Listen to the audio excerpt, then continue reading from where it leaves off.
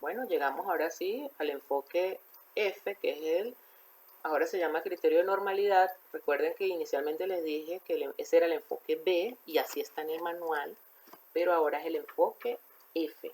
Bien, lo interesante es la estructura o el contenido que se mantiene dentro de este enfoque y se llama el criterio de normalidad porque está centrado específicamente en lo que es normal o lo que se suele sentir o percibir como normal del comportamiento del individuo, ¿bien?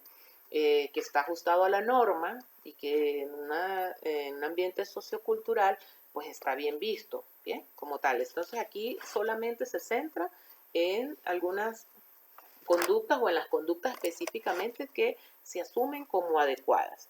Entonces, para la escuela de Bianco significa el discernimiento de índole sociocultural que alude a la posición que debe asumir la persona o personas para convivir en un sistema social. Aquí se centra en el deber ser.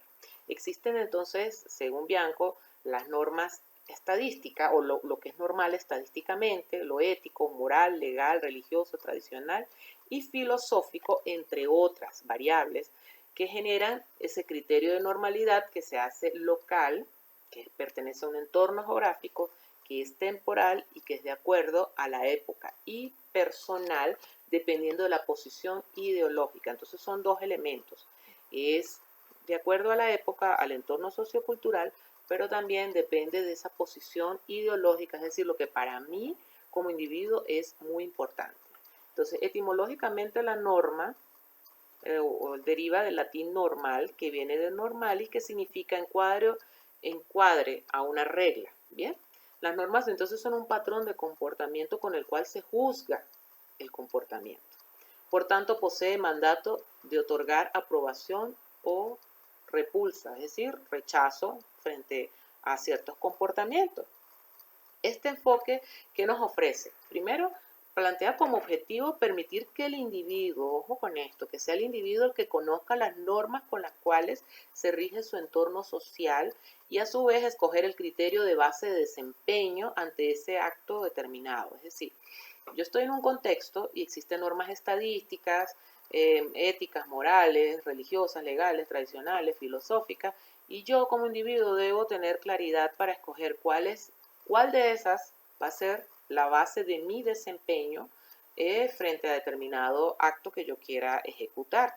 Con ello podré mantenerme, fíjese, dentro de la normativa vigente, evitando en lo posible el rechazo sociocultural y defendiendo sus conductas como normales o anormales, responsabilizándose plenamente de ellas. Entonces, el individuo va a tener la posibilidad no solamente, o yo en el caso que estoy planteando, de saber escoger esa variable que me va a regular mi conducta, también voy a poder determinar si mi conducta es normal o anormal en función de esa variable que soy yo quien la está eligiendo, y eso hace que yo me tenga que responsabilizar plenamente de mis actuaciones en función de esa variable. Entonces este enfoque le permite al orientador o a quienes trabajan en cualquier área de relación de ayuda una alerta de las bondades y peligrosidades del criterio de normalidad, porque si yo estoy ajustado a una o dos variables, puede que esté en contra de otras, y eso pudiera generarme inclusive algún tipo de peligro o algún tipo de situación que también me afecten en lo personal o en lo legal, en lo social. ¿Bien? Entonces, la normalidad significa conocimiento y adaptación a lo usual. Por eso se llama criterio de normalidad, que es lo usual. Las desviaciones de eso usual dentro de los límites moderados se consideran variantes normales. Bien, o sea, yo puedo desviarme un poco de esa normalidad, sí, de lo usual y estoy dentro de una variante. Pero cuando ya es exagerado, ¿sí? O cuando se exceden esos límites, puede el individuo pasar a tener una conducta que llamaríamos anormal. ¿Sí?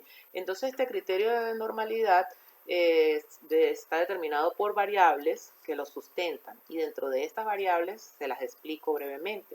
Está la variable estadística y entonces dentro de la estadística consideramos normal lo que caracteriza la conducta de la mayoría de las personas del común o de lo frecuente.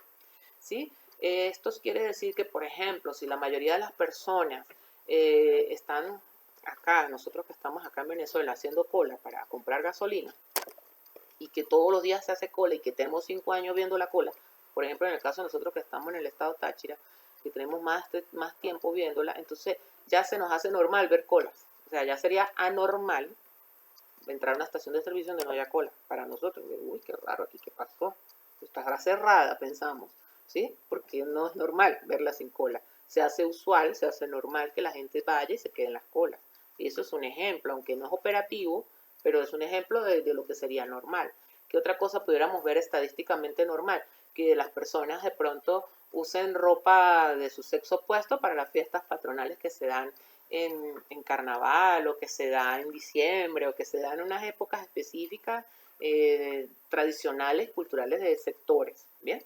Entonces, eso lo vemos normal y es usual que esto suceda, pero si de pronto lo empezamos a ver en un contexto donde no está, no hay una fiesta patronal y lo vemos, entonces, y la gente es medio conservadora, pues va a ver eso como anormal, ¿bien? ¿Qué más pudiera hacer? Dice acá que las posiciones de los sujetos están referidas a una norma y ellas dictadas por el grupo. Por tanto, la función del modelo cultural inherente a ese grupo específico es que todos o la mayoría hacemos esto. O sea, es común que hagamos esto. Por ejemplo, en los colegios es común ahora que los chicos, adolescentes, o las adolescentes, intercambien fotos, que se llama sexting, que es enviar fotos eróticas personales a una persona, y esto pues se riega por ahí por el grupo y ellos lo ven normal porque es lo usual, ¿bien? De hecho te dicen, ay, envíame un nudes, un desnudo, y la gente ya es como muy usual que si tienes un aparatico así inteligente, tú te hagas rapidito una foto y te la envías a un grupo. Pasó a ser estadísticamente usual, ¿bien? Y hay variantes, obviamente, de este comportamiento que lo estamos viendo estadísticamente. Ojo, que el individuo esté de acuerdo con eso o no, eso va a depender de lo que él haya determinado como variable base para su desempeño. Bien, está la variable tradicional, que tiene que ver con la normal, es lo que está de acuerdo a las tradiciones, por tanto es histórico y cambiante en el tiempo, pero en una misma conducta puede valorarse como normal o anormal según la tradición. Y bueno, aunque es histórico, por ejemplo, las actividades que se hacen religiosas o los rituales religiosos, dependiendo de la época del año, tiene que ver con lo usual.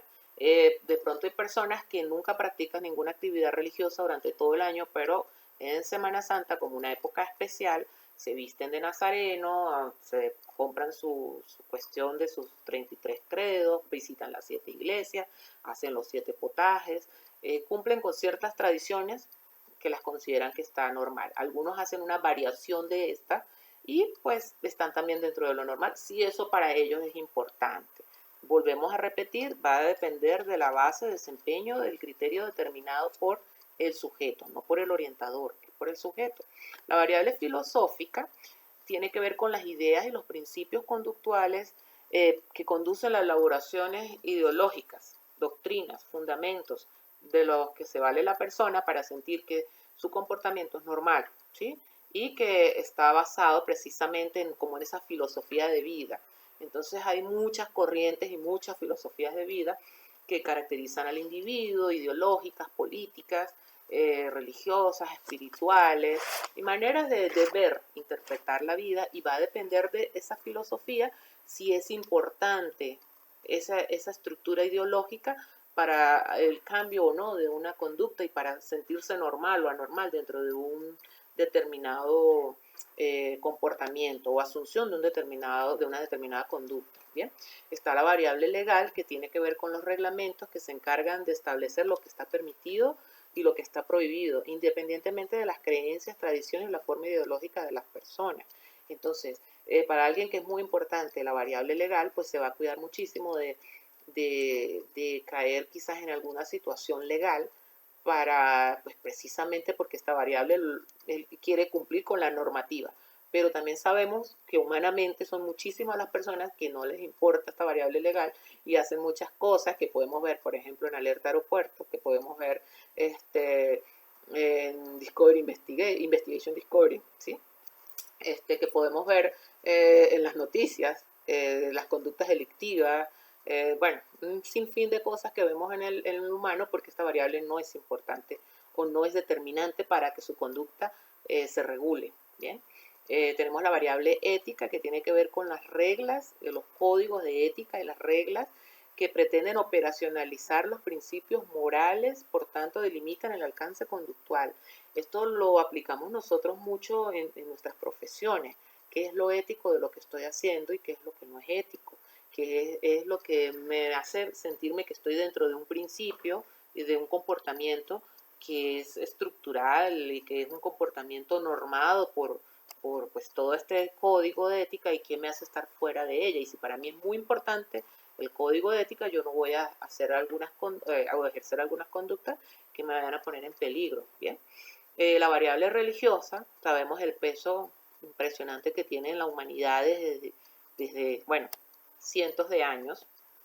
Entonces, todo lo religioso posee pues este principio de los cuales derivan sus leyes y sus códigos y reglamentos. Ellos establecen lo permitido y lo prohibido a nivel de comportamiento humano, y se espera que el individuo que profese ese culto, esa creencia, esa fe, obedezca con fidelidad a esas normativas pues religiosas.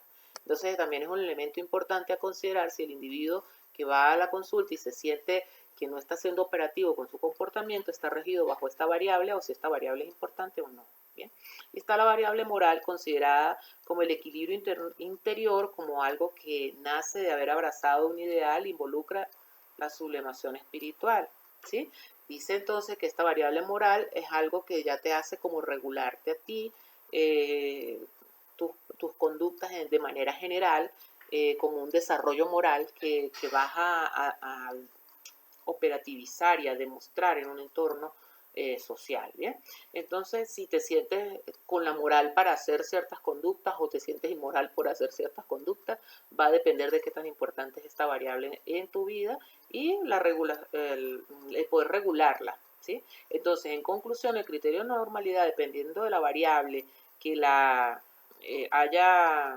que se haya utilizado, señalará lo que está permitido y lo que está prohibido, y ello orienta pues todo está orientado, perdón, al entorno sociocultural que hace pues determinados juicios. ¿Ok? Entonces, ¿cuáles son las aplicaciones operativas de este enfoque? Bueno, permite conocer el criterio de normalidad y cómo este cambia de acuerdo a la variable que lo determina.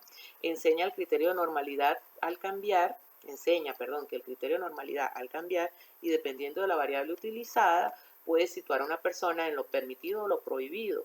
¿Sí? Y puede estar dentro de una variable permitido, dentro de otra totalmente prohibido, y el individuo es el que tiene que elegir. Y de paso, si está afín con las dos variables, entonces él va a tener que tomar una decisión, que eso lo vamos a ver en otro enfoque.